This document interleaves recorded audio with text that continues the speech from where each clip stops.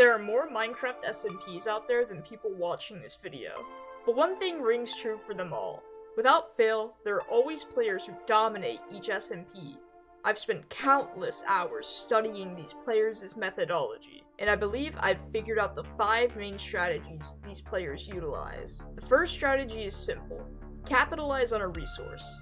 This could be food, this could be dirt, heck, this could literally be torches. All that matters is you have copious amounts of this resource, because inevitably someone will likely be needing this resource, and depending on their will to grind, they most likely will come to you and offer you some form of payment for this resource. As we all know, money or value in general equals power, and in order to dominate an SMP, you need to have the most power, which you can easily gain by capitalizing on one single resource, especially one that other players genuinely would desire, but don't want to go out and obtain through grinding. Strat number 2. Be extremely good at something. Your mind probably immediately went to PvP when I said that, which, yes, being extremely good at PvP will certainly make you a major force to be reckoned with, but just being extremely good at one thing in general can evoke fear into other players. For instance, say you're really good at mining. Other players might start to fear that you will completely remove every block of their base. This fear is a form of power because no one will mess with you out of fear of their base being fully demolished by hand. You could also be really good at something like dancing. I know I would never want to mess with someone who can boogie it up like there's no tomorrow. Stratagem 3. Be able to scheme. SMPs are built on the foundation of scheming and tomfoolery. If you are not capable of coming up with witty schemes, you will never be able to dominate an SMP. One of the greatest schemes you can pull off is theft. In Minecraft! Say you steal someone's favorite piece of redstone. You can use this as leverage to get them to give you some form of payment. In Minecraft! Obviously, schemes like completely griefing someone's base are not recommended. Unless, of course, you're following a script and this person's very aware of what is about to happen. Anyways, on to the next point. Strategic point 4. Have allies.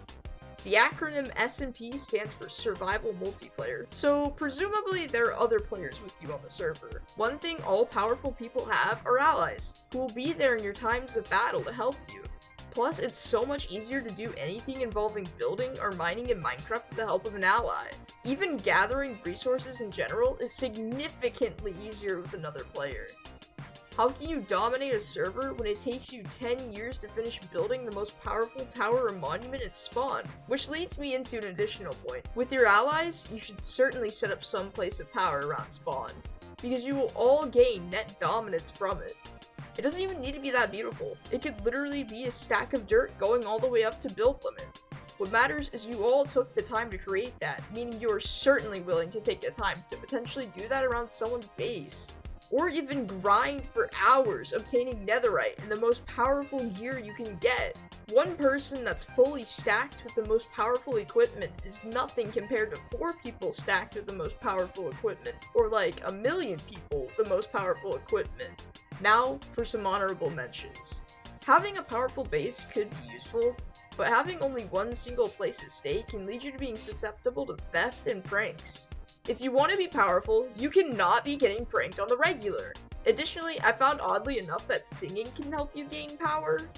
Sea of Thieves, we're sailing with the team.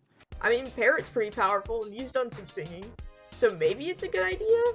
Look, I know at this point the honorable mentions are becoming half the video, but this is extremely important! The very last honorable mention, I promise, is know how to play the game.